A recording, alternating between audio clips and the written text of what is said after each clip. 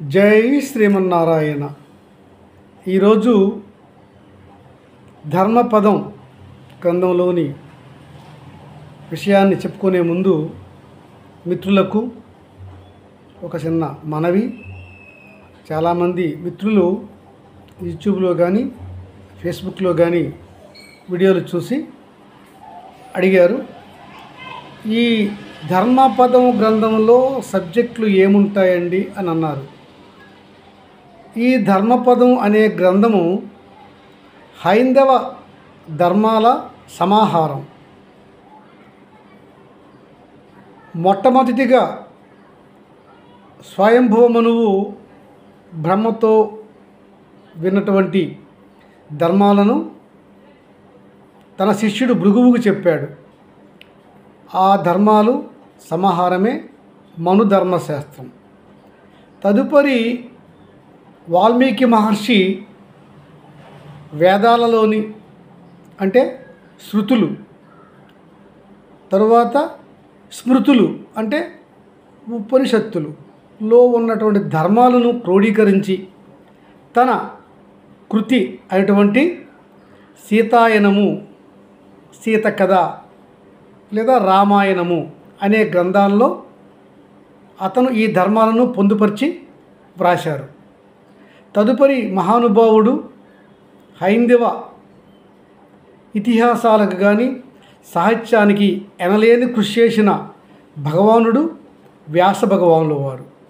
అతను రచించినటువంటి పంచమ వేదము లేదా జయకావ్యం అనే మహాభారతంలో ఈ వేదాలలోని అంటే శృతులలోని ధర్మాలు, స్మృతులలోని ధర్మాలు అంటే ఉపనిషత్తులలో ఋషులు చెప్పిన ధర్మసూత్రాలు అన్నీ క్రోడీకరించి తన కృతి అయినటువంటి మహాభారతంలో రాశారు. ఈ మూడు గ్రంథాలలో ఉన్న హైందవ ధర్మాలను ఏరు కోరుకొని నా పేరు నరసింగరావు, రిటైర్డ్ రెవెన్యూ ఉద్యోగి. నేను గత 7 సంవత్సరాల నుండి కృషి చేసి గ్రంథాన్ని వ్రాశాను. దీనికి ప్రధాన సంపాదకులుగా డాక్టర్ చిలకపాటి విజయరాఘవాచార్యుల వారు ఉన్నారు.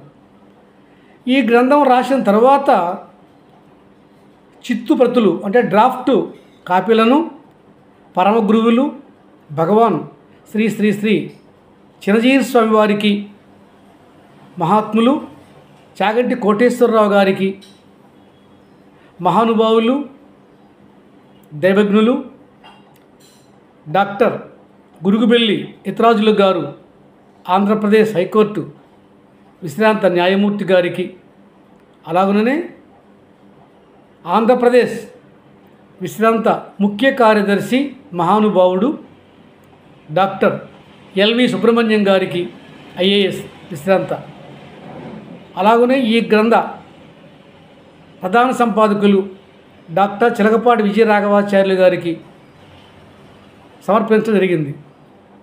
వారి యొక్క పలు సూచనలతో ఈ గ్రంథాన్ని 750 పేజీలు చేసి తదుపరి కొన్ని పేజీలు రంగుల చిత్రాలను పెట్టి ముద్రణ చివరిగా 777 పేజీలుగా చేశాం. ఈ గ్రంథాన్ని జయలక్ష్మి చిగిలిపల్లి వారు ముద్రించారు. ముద్రణ చేసిన వారు జీకే ప్రింటర్స్ విశాఖపట్నం. ఈ గ్రంథంలో 5 భాగాలుగా ధర్మాలు విభజించాం. 5 భాగాల్లో మొత్తంగా 624 విభాగాలు ధర్మాలుగా ఉన్నవి. ఎక్కువ ధర్మాలు మహాభారతంలోనే ఉన్నవి. ఈ ధర్మాలను రోజుకు ఒకటి కానీ లేదా వారానికి కొన్ని రోజులు కానీ ఈ ధర్మాలను వీడియోస్ చేసి నరసింగరావు చిగిలిపల్లి అనే పేరుతో ఉన్న ఫేస్బుక్లోను,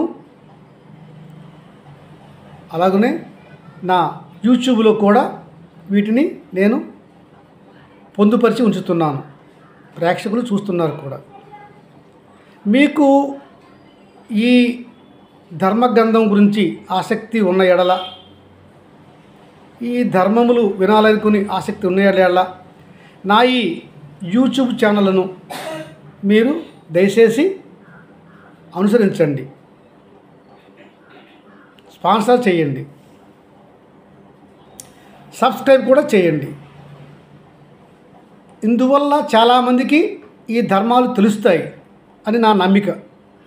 నేనైతే యూట్యూబ్ వారి నుంచి కానీ ఏ ఇతరుల నుంచి కానీ ఎట్టికి ఆర్థిక సహాయము నేను కోరి ఈ పని చేయటం లేదు.